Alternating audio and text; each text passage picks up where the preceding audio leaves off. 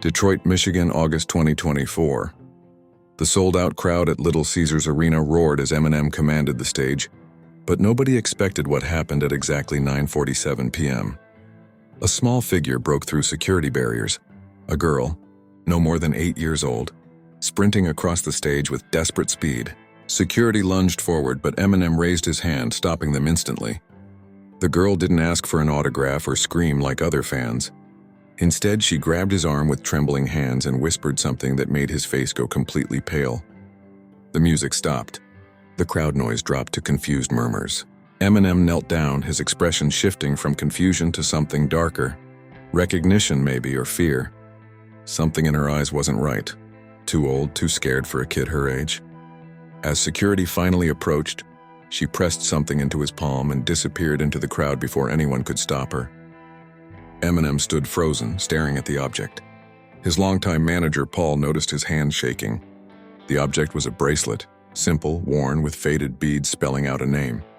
His fingers traced the letters like they might burn him. The beads were cheap plastic, the kind you could buy at any craft store, but they'd been arranged with care. Someone had made this by hand, strung each letter with purpose. The crowd waited for him to continue performing, but Eminem seemed to be somewhere else entirely, lost in a memory that clearly hurt. Paul rushed to his side, concern written all over his face, but Eminem waved him away with a forced smile that didn't reach his eyes. He managed to finish the concert somehow, performing on autopilot while his mind raced through possibilities, each more troubling than the last. Backstage afterward, Eminem sat alone in his dressing room, turning the bracelet over and over in his hands. There was something else too. A small folded note the girl had slipped him along with the bracelet. His hand trembled slightly as he unfolded it. The note contained just 7 words in a child's handwriting. "She told me you would remember her." The writing was shaky, like the child had been crying or scared when she wrote it. Eminem's jaw clenched as he read those words again and again, and Paul could see something dangerous flickering in his eyes. Not anger exactly, but a protective fury that came from somewhere deep. One thing was becoming clear. That child hadn't come to the concert by accident. Someone had orchestrated this entire encounter. But why use an innocent child as a messenger? Eminem stood abruptly, startling Paul. "We need to find her," he said, his voice rough with emotion he rarely let anyone see. "Find who?" Paul asked, though something in his old friend's tone made him uneasy. "The girl. That little girl. She's in danger." Paul wanted to ask how he could possibly know that, but something stopped him. The certainty in Eminem's voice, or the way his hands had formed fists at his sides. Security footage was pulled within minutes. The girl appeared on camera running onto the stage, clear as day. But tracking her movements after that got weird. She'd slipped through a service entrance most people didn't know existed. The same entrance staff used for equipment. Someone had told her exactly where to go. She had help, the head of security muttered. Someone inside gave her access. This was planned. Eminem watched the screens with an expression that made everyone in the room uncomfortable. There was something in his eyes, something haunted. Paul pulled him aside, away from the security team. The hallway was empty, but Paul kept his voice low anyway. "Talk to me, Marshall." "What's going on?" Eminem was quiet for a long moment, his gaze distant, fixed on something only he could see. His jaw worked like he was trying to find words that wouldn't come. When he finally spoke, his voice was barely above a whisper. "Someone I tried to help a long time ago. Someone I failed." The weight of those words hung between them. The pain in those words was real, and Paul suddenly understood that whatever had happened years ago, it still kept his friend awake at night. But Eminem had always been private about certain parts of his past, and Paul had learned not to push. Now, though, that past was forcing its way back into the present. Eminem's phone buzzed with a text from an unknown number. He opened it and his face went ashen. Paul leaned in to look. A photograph of the little girl from the stage standing outside what appeared to be an abandoned building somewhere in Detroit. She was alone, looking directly at the camera with those same haunted eyes. The text beneath the photo read, "She's waiting for you where it all began. Come alone. You have until midnight." The timestamp showed it had been sent just 30 seconds ago. Whoever sent this had been watching, monitoring everything. Eminem's mind raced. Paul was already calling the police, but Eminem grabbed his wrist, stopping him. "No cops," he said firmly. "Why not?" Paul demanded. "Marshall, this is clearly some kind of trap." "I know," Eminem interrupted. "But if we bring in the police, she could get hurt. Whoever's behind this knew exactly how to get my attention. The bracelet. But why would someone have it after all these years? And more disturbing, why give it to a child?" The clock on the wall showed 10:15 p.m., less than 2 hours until midnight. Paul was still arguing, trying to convince him to call the authorities, but Eminem was already moving, grabbing his jacket, his keys. "I have to go," he said simply. "Then I'm coming with you," Paul insisted, but Eminem shook his head. The message said, "Come alone. If I don't follow instructions exactly, they might hurt her." Paul hated it, but the logic was sound. He watched helplessly as his friend headed for the door. As Eminem reached the exit, Paul called out, "At least tell me where you're going." Eminem paused, and when he looked back, there were tears in his eyes. The youth center on Fairfield Street. The drive through Detroit's dark streets felt longer than it should have. Every red light an eternity. The youth center loomed ahead, dark and abandoned now. Budget cuts had forced it to close 3 years ago, and the building had fallen into disrepair. Windows broken, graffiti covering the walls, weeds growing through cracks in the parking lot. It looked nothing like the place he remembered, the place where kids used to have a chance at something better. Eminem parked his car a block away and approached on foot, his heart pounding so hard he could hear it in his ears. The front door stood slightly ajar. He pushed it open slowly, the hinges creaking in the silence. "Hello?" he called out, his voice echoing through the empty hallways. Nothing. He moved deeper into the building, past rooms that held memories he'd tried to forget. Then he heard it, a soft whimpering sound coming from the old counseling office at the end of the hall. He broke into a run, threw open the door, and found the little girl from the concert huddled in the corner, tears streaming down her face. She didn't look surprised to see him, though. She looked relieved, like she'd been waiting and knew he would come. Eminem knelt beside her, keeping his voice gentle. "Are you okay? Did someone hurt you?" The girl shook her head, then reached out and touched his face with small, cold fingers. "You really do look like the pictures," she whispered. Before he could ask what she meant, she pulled something from her pocket. A photograph, creased and worn like it had been carried for a long time, looked at often. It showed a woman, older now, maybe in her early 30s, standing with a man Eminem didn't recognize. And in the woman's arms was a baby. The girl pointed to the baby in the photo. "That's me," she said simply. Eminem stared at the photo. The woman's face was older, worn by time and stress, but he recognized her. His chest tightened. "Where's your mother?" he asked, his voice cracking. The girl's lower lip trembled. "Bad men took her. She told me if anything ever happened, I should find you. She said you're the only one who would help, the only one she could trust." Questions multiplied in Eminem's mind. He gathered the girl into his arms, and she clung to him like he was her last hope in the world. "What's your name?" he asked gently. "Lily," she whispered. The weight of that trust, coming from this child who barely knew him, made Eminem's chest tight. Footsteps echoed in the hallway outside. Heavy, purposeful footsteps. Multiple people. Eminem's protective instincts flared instantly. He looked around the room for another exit, but there was only one door, and the window had been boarded up years ago. They were trapped. The footsteps stopped just outside the door. A man's voice called out, calm and cold. "Mr. Mathers, we know you're in there. Come out and bring the girl. No one needs to get hurt." But something in that voice suggested hurt was exactly what someone intended. Eminem held Lily closer, his mind racing through options. "We just want to talk," the voice continued, but the lie was obvious. "The girl has something that belongs to us. Hand her over and you can walk away from this." Over his dead body. But how could he protect her when they were cornered with no escape route? His eyes swept the room again, desperate, and then he noticed something. The drop ceiling tiles. They were old, probably fragile, but maybe they led to a crawl space. It was a long shot, but it was all they had. He whispered to Lily, "I need you to be very brave right now, okay? We're going to climb up there." He pointed to the ceiling. Her eyes went wide, but she nodded. He quietly pushed a desk beneath the ceiling tiles, climbed up and carefully pushed one aside. The space beyond was dark and cramped, but it looked like it ran the length of the building. He reached down for Lily. She grabbed his hands and he pulled her up just as the door burst open. Men in dark clothes flooded into the room. But Eminem was already pulling himself up into the crawl space, sliding the tile back into place. They lay flat in the darkness, barely breathing, as voices shouted below. They were just here. Someone yelled, "Search the building!" They couldn't have gotten far. Eminem and Lily crawled silently through the narrow space, moving away from the voices. Dust filled their mouths, and the ancient framework groaned under their weight, but they kept moving.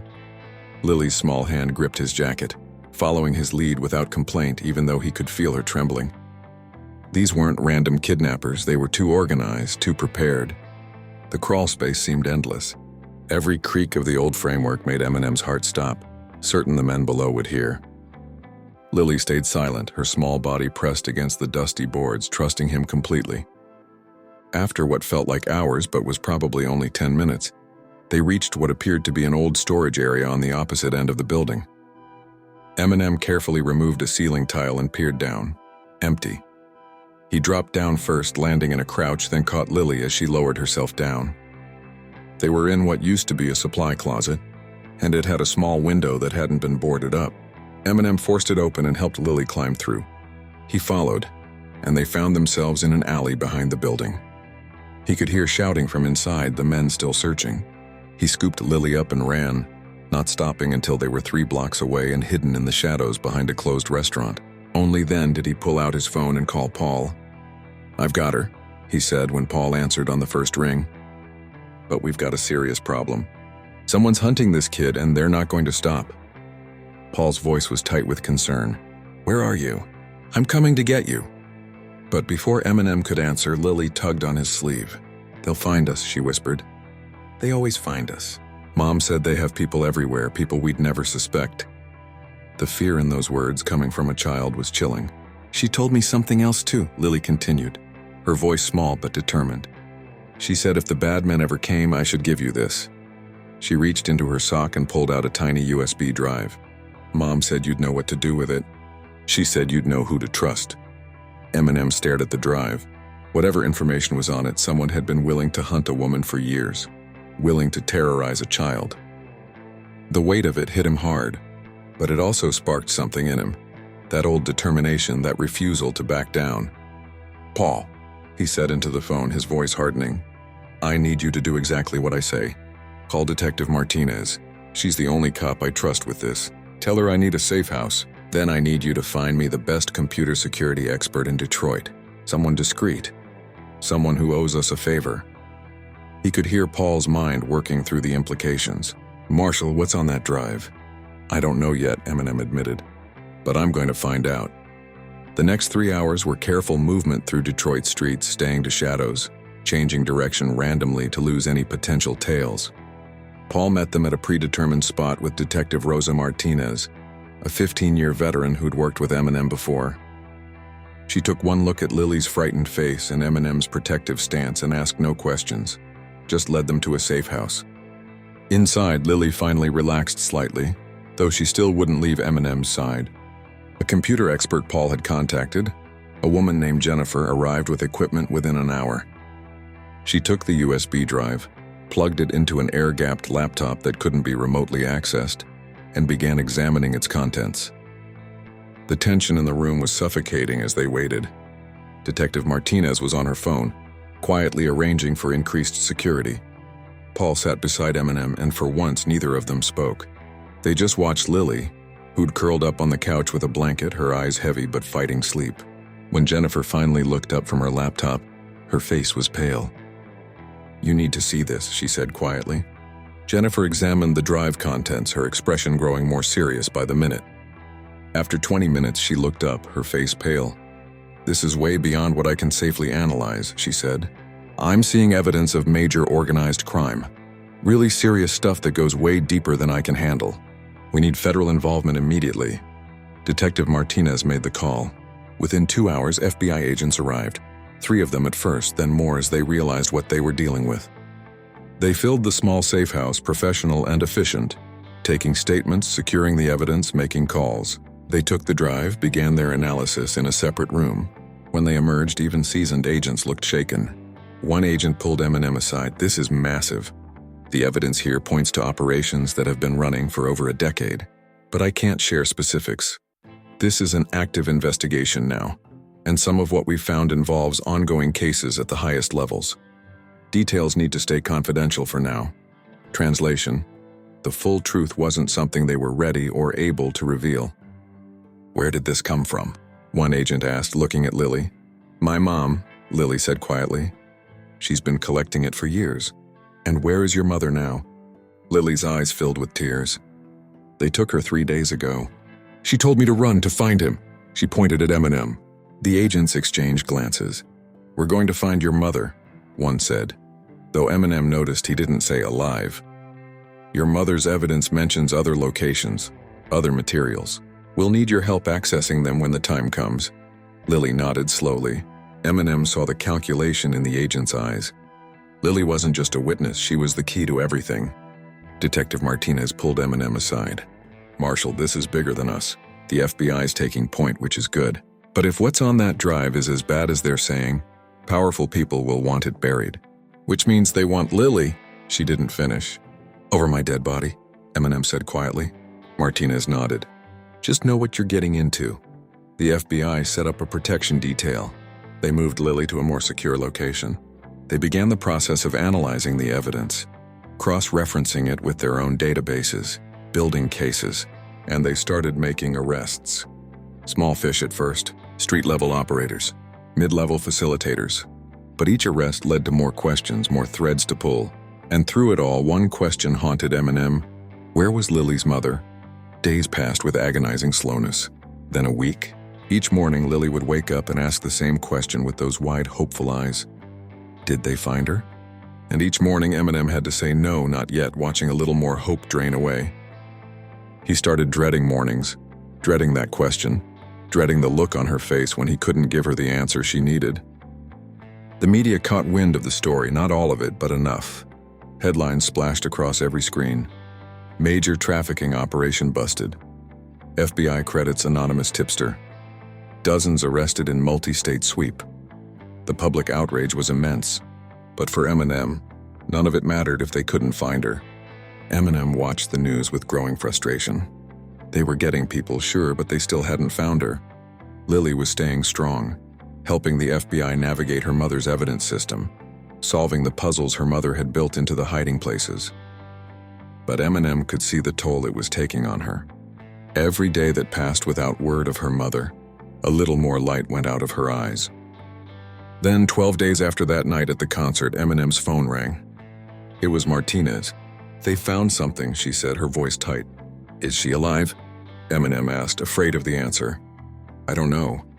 But they found a location. The FBI's moving on it now. I thought you'd want to know. Eminem did want to know. He wanted to be there. But the FBI had made it clear, this was their operation. And civilians, even ones who'd started this whole thing, weren't welcome in an active raid. So he waited. Sat with Lily, who sensed something was happening. Watched the clock tick forward with agonizing slowness. His phone rang again. Martinez. They got her. She's alive, Marshall. She's alive. His knees almost gave out. He looked at Lily, whose eyes were wide with desperate hope. Your mom, he said, his voice breaking. They found your mom. She's okay. Lily flew into his arms and they held each other while she cried tears of relief and joy and release. 2 days later, after medical evaluations and debriefings, after the doctors had stabilized her and treated her injuries, Eminem stood outside a hospital room. His hands were shaking. Through the window, he could see a woman lying in a bed, bandaged and bruised but undeniably alive. Lily was already inside, had been for an hour, reunited with her mother. He'd watched through the glass as they'd held each other, both of them crying. Lily refusing to let go even when the nurses needed to check her mother's vitals. He'd been told he could go in, that she wanted to see him. But part of him was afraid of what she'd say, what she'd think of how he'd handled things, afraid of facing the person he'd failed all those years ago. The door opened. A nurse came out, smiled at him. She's asking for you. He took a breath and walked in. The woman in the bed looked up as he entered. Her face was older, worn by years of stress and fear and survival. But her eyes were the same. Lily was sitting beside the bed holding her mother's hand. When she saw Eminem, the woman smiled. It was a tired smile, but genuine. Thank you, she said simply. Those two words carried the weight of 15 years. 15 years of running, hiding, gathering evidence, protecting her daughter. 15 years of hoping that if the worst happened, the promise he'd made all those years ago would still mean something. "I'm sorry," Eminem said, his voice rough, "for not being there sooner. For not—" "Stop," she interrupted gently. "You couldn't have known." "And you were there when it mattered. You protected Lily. You made sure the evidence got to the right people. You did what I asked." "I should have done more back then," he said. "Maybe, but you did what you could. And you kept your promise. That's what matters." They talked for a while. She told him some of what had happened over the past 15 years, though not everything. There were still parts of the story she kept to herself, details she said weren't safe to share, things even the FBI didn't fully understand yet.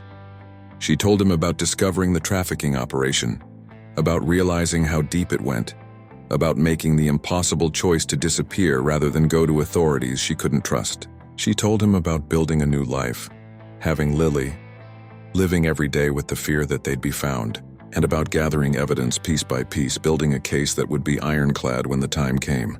"Why now?" Eminem asked. "Why send Lily to me now?" She looked at her daughter, squeezed her hand. "Because they were getting close. I could feel it. And I knew if they got me, Lily would need someone. Someone strong enough to stand up to them, someone who wouldn't back down." She looked back at Eminem, someone who'd made a promise. In the weeks that followed, the scope of the operation became clearer, though never entirely clear. The FBI made more arrests. They recovered more evidence. They shut down operations in multiple states. But they also ran into walls. Some cases fell apart due to lack of evidence. Some suspects disappeared. And some parts of the network seemed to vanish before they could be touched, like they'd been tipped off. Eminem asked Martinez about it one day. She gave him a look that said more than words.